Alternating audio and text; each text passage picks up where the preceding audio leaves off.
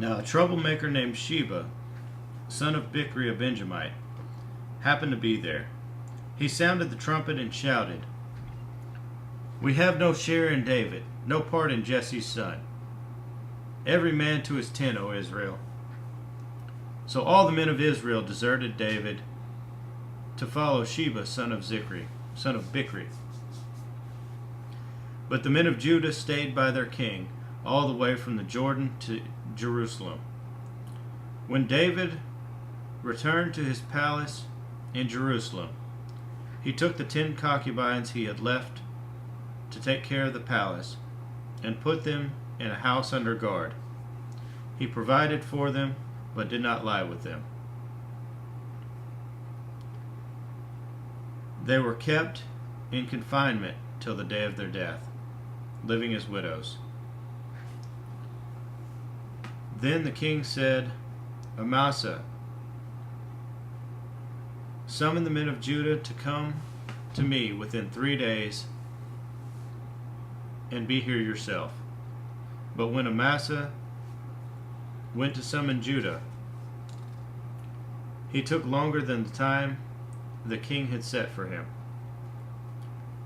David said to Abishai, "Now Sheba, son of Bichri, will do us more harm than Absalom did. Take your master's men and pursue him, and he will find fortified cities and escape from us." So Joab's men and the Kerethites and Pelethites and all the mighty warriors went out under the command of Abishai. They marched out from Jerusalem to pursue Sheba, son of Bichri. While they were at the great rock in Gibeon, Amasa came to meet them. Joab was wearing his military tunic, and strapped over it at his waist was a belt with a dagger in its sheath. As he stepped forward, it dropped from its sheath.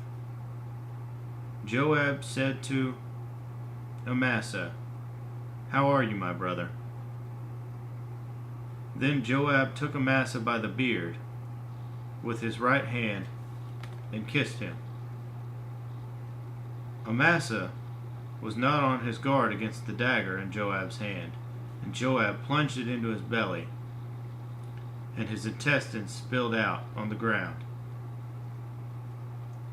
Without being stabbed again, Amasa died. Then Joab and his brother Abishai pursued Sheba, son of Bichri. One of Joab's men stood beside Amasa and said, "Whoever favors Joab and whoever is for David, let him follow Joab."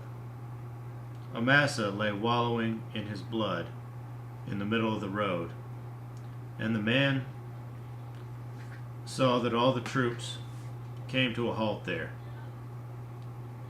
When he realized that everyone who came up to Amasa stopped, he dragged him from the road into a field and threw a garment over him.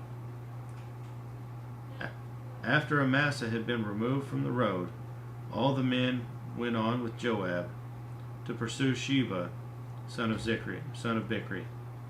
Sheba passed through all the tribes of Israel to Abel-Beth-Maachah,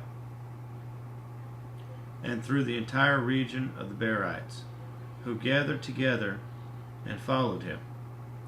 All the troops with Joab came and besieged Sheba in Abel-Beth-Maachah. They built a siege ramp up to the city, and it stood against the outer fortifications. While they were battering the walls to bring it down, a wise woman called from the city, "Listen, tell Joab to come here so I can speak to him."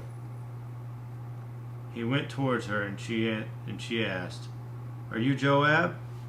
"I am," he answered. She said, "Listen to what your servant has to say." "I'm listening," he said. She continued, "Long ago they used to say, 'Get your answer at Abel,' and that settled it. We are the peaceful and faithful in Israel. You are trying to destroy a city that is a mother of Israel. Why do you want to swallow up the Lord's inheritance?" "Far be it from me," Joab replied. "Far be it from me to swallow up or destroy. That is not the case.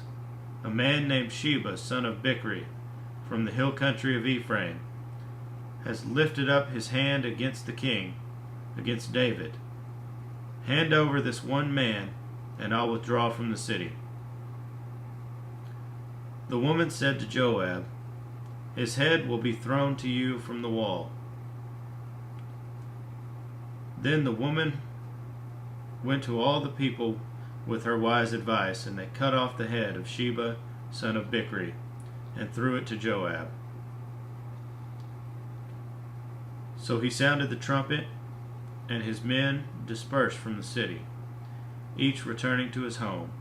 And Joab went back to the king in Jerusalem.